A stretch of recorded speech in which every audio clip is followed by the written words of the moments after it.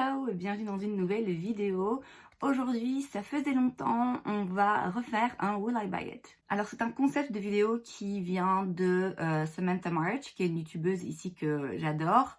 Le but en fait c'est simplement d'aller voir les dernières nouveautés, les dernières sorties make-up et de donner mon avis. Et pendant tout un moment, je les faisais toutes les semaines. J'avais commencé à les faire en français également et donc j'allais sur la page Instagram de Trend Mood pour voir les nouvelles sorties make-up, skincare, beauté, les nouvelles de manière générale et je donnais mon avis en fait sur chaque lancement, chaque produit.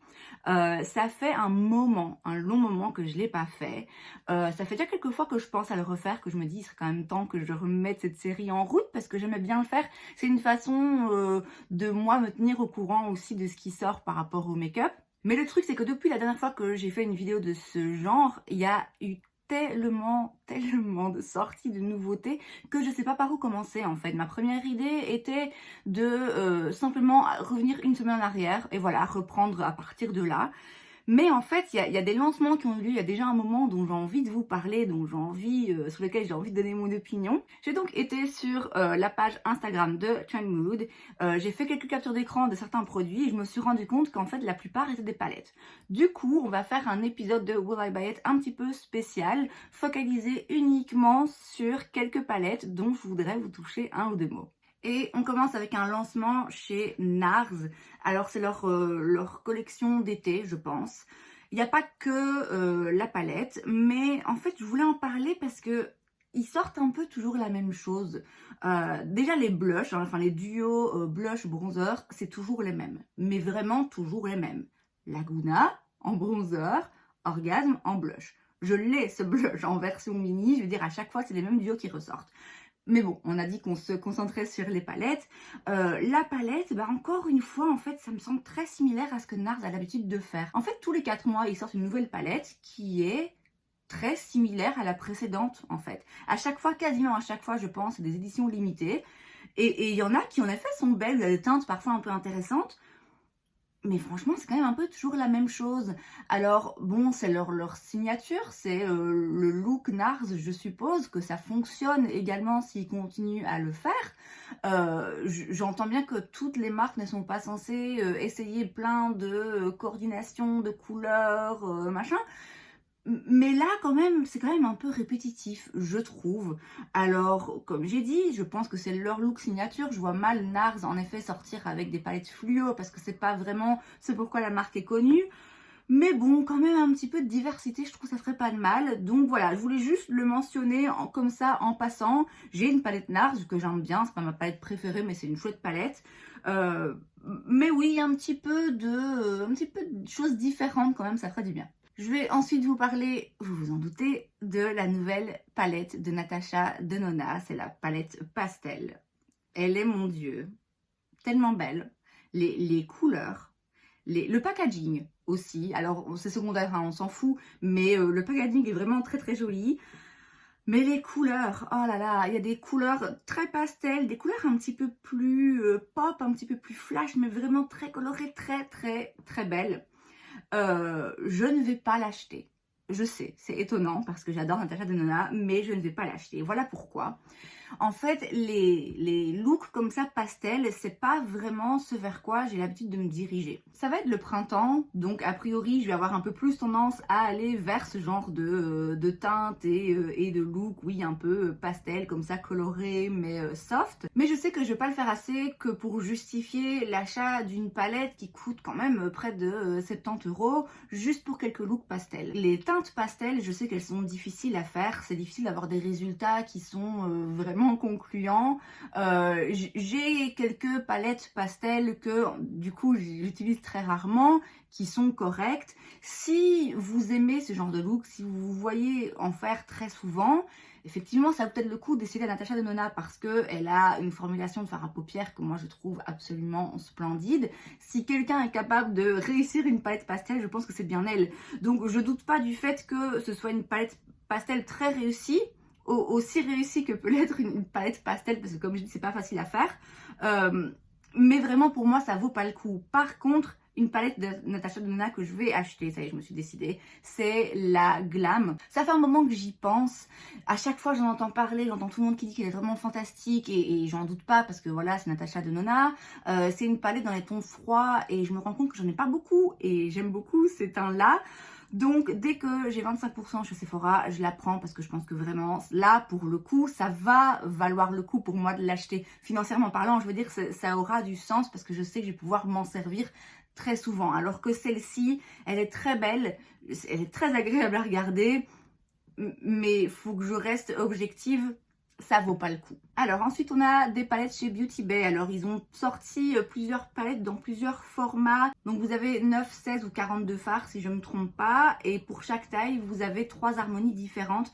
Vous avez une harmonie bleu mauve, une rouge rose et une verte et avec un petit peu de nude pour la grande palette. Alors elles sont encore une fois visuellement, elles sont très satisfaisantes. J'ai l'impression que les couleurs ont été très bien choisies, très bien agencées. C'est vraiment des palettes qui attirent le regard. Je vais en acheter aucune. De manière générale, je vais pas acheter la plupart des palettes dont je vais vous parler ici. En ce qui concerne les palettes bleues et mauves, même si là j'ai un look un petit peu bleu mauve, ce genre de bleu là, c'est pas ce que j'aime faire de manière générale. Je ne vois pas l'utiliser très souvent, donc ça n'a aucun sens pour moi de l'acheter. Celles qui sont dans les teints rose et rouge, j'aime bien faire des looks rosés, parfois un peu bordeaux, etc. Mais là c'est un petit peu trop flash pour moi, donc pareil, je me vois pas forcément l'utiliser des tonnes. La verte, la très grande verte, elle attire mon œil, je la trouve vraiment très intéressante. Le fait qu'il y ait tout un tas de nude pour utiliser en combinaison avec les tons verts, c'est top. Il y a des verts profonds, des verts flash, des verts un petit peu plus métables au quotidien. Donc c'est vraiment une chouette palette. Mais encore une fois, il faut que je sois réaliste et que je me dise finalement, je ne vois pas l'utiliser 1000 fois et créer une tonne de looks avec. Elle me fait de l'œil, mais je vais pas acheter une palette juste parce que oh, elle est jolie et c'est une palette chouette à avoir. Je veux dire, en soi, des palettes vertes, j'en ai, des palettes neutres, nude, j'en ai. Donc voilà, ça n'a pas beaucoup de sens. De manière générale, ça n'a du sens de rien acheter. Hein. Des palettes, j'en ai quoi qu'il arrive. Mais là, en l'occurrence, voilà, j'arrive à me raisonner et à me dire non, concrètement, je n'en ai pas besoin. Mais les fards Beauty Bay sont de très bonne qualité, c'est pas cher. Je vais parler d'une autre palette à la fin de la vidéo de Beauty Bay. Mais celle-ci, en l'occurrence, je ne vais pas les prendre. Alors, je voudrais vous parler d'une palette de Juvia's Place. C'est la palette Culture. C'est pas forcément cette palette uniquement, parce que j'ai vu quelques marques qui faisaient ça récemment. Et il faut qu'elles arrêtent, je déteste ça. Les couleurs et les dessins dans le packaging.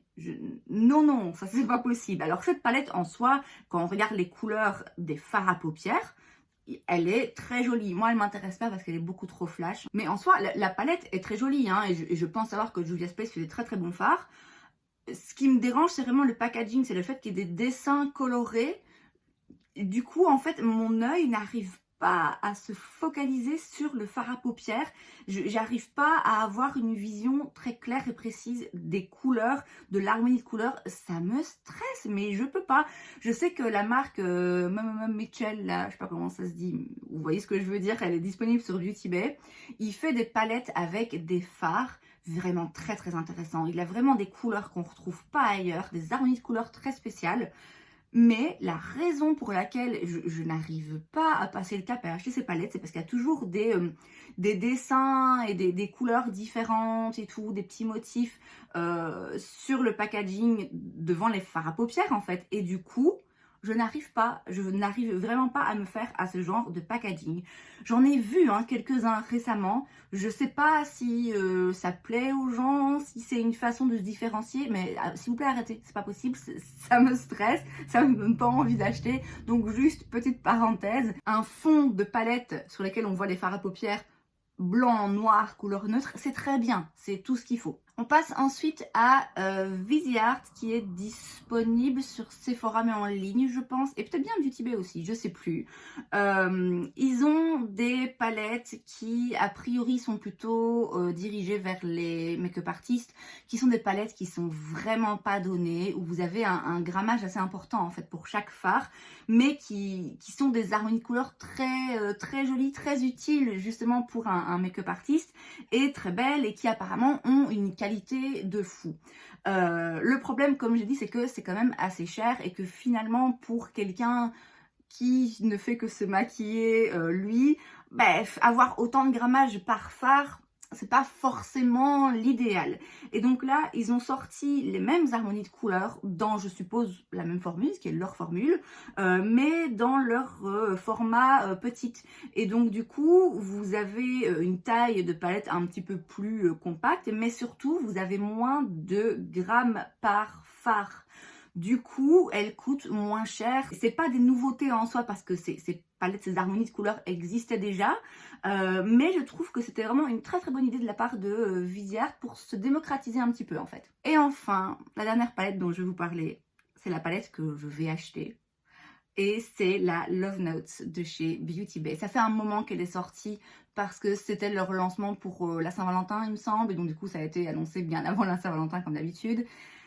Dès que je l'ai vue, oh mon dieu, elle est tellement belle. J'en ai parlé à ma filleule et ce jour-là, j'avais un look un petit peu mauve comme ça sur les yeux. Et elle s'est moquée de moi en me disant « Ah oui, genre, t'as pas de fard à paupières mauve ?» Ah bah non, j'en ai pas assez. Cette palette, vraiment, elle est tellement belle. Les couleurs, la façon dont les couleurs vont se travailler ensemble ou séparément, je l'adore vraiment, je l'ai vue et j'ai eu un coup de cœur. Beauty Bay en plus, ils sont pas chers, c'est une bonne qualité de fard. Je vais pas l'acheter tout de suite, je vais attendre que, bon ça fait déjà un moment qu'elle est sortie comme j'ai dit, mais je vais attendre parce que Beauty Bay, ils font régulièrement des soldes, des offres, etc. Donc il y a forcément à un moment donné, il y aura 30% dessus, donc ça vaudra encore plus le coup. Vous savez, parfois, vous voyez des palettes, des lancements qui vous intéressent. Vous dites, ah ouais, ça pourquoi pas, mais voilà, pas maintenant, mais peut-être qu'un jour je l'achèterai, je garde ça en tête. Puis finalement, un mois après, vous avez complètement oublié l'existence de cette palette. Celle-ci, pas du tout. Celle-ci, je l'ai vue et je savais qu'à un moment donné, je l'achèterais. Et vraiment, je sais, j'arrête pas de penser, j'exagère. Mais il y a pas longtemps, je faisais un petit tour comme ça sur Beauty Bay et je me disais, dès que je fais un haul, que je fais 2-3 petits achats de Beauty Bay, je prends cette palette, c'est sûr et certain. Je la trouve tellement belle.